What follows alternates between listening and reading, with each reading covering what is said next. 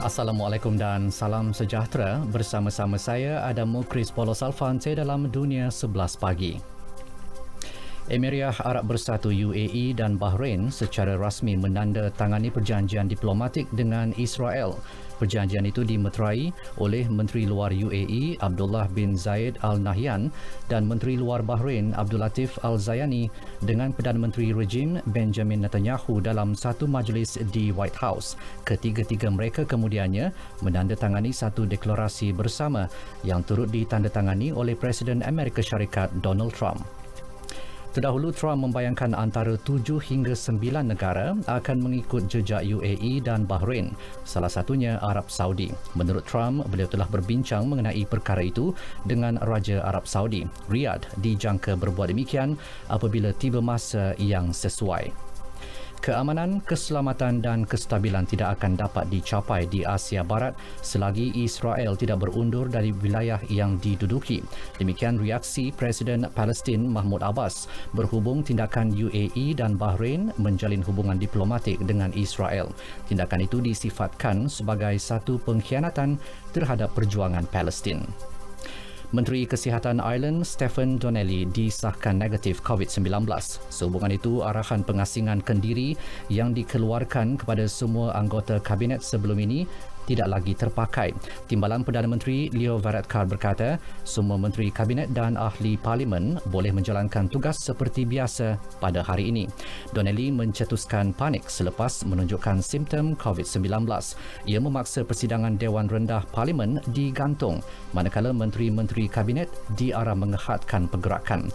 Isnin lalu, Donnelly memberi taklimat kepada semua anggota kabinet mengenai langkah mencegah COVID-19.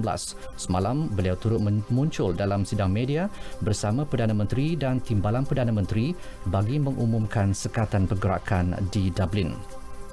Dunia telah kehilangan hampir 100 juta hektar kawasan hutan dalam tempoh 2 dekad. Menurut Pertubuhan Makanan dan Pertanian FAO, jumlah keluasan hutan di dunia susut daripada 31.9% pada tahun 2000 kepada 31.2% pada tahun 2020.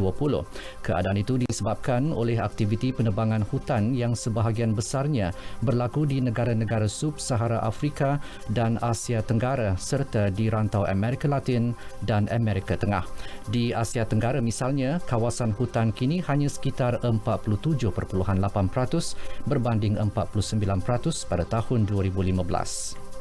Kebakaran besar yang berlaku di pinggir Los Angeles sejak lebih seminggu lepas mengancam balai cerap Mount Wilson di Southern California. Jabatan Perkhidmatan Perhutanan melaporkan api semakin menghampiri balai cerap berusia 116 tahun itu. Pihak bomba telah bersiap siaga untuk menghadapi sebarang kemungkinan. Turut terancam menara-menara pemancar termasuk menara milik stesen radio KNX. Sementara itu, Ketua Jabatan Bomba Los Angeles David Dantic memaklumkan sehingga kini kira-kira 40,000 ekar kawasan telah musnah dijilat api. Sukan kejohanan tenis terbuka Itali. Juara Grand Slam 3 kali Stan Wawrinka tersingkir seawal pusingan pertama. Pilihan ke-10 kejohanan itu dikejutkan dengan kekalahan 0-6, 6-7 kepada pemain tuan rumah berusia 18 tahun Lorenzo Musetti yang menduduki ranking ke-249 dunia.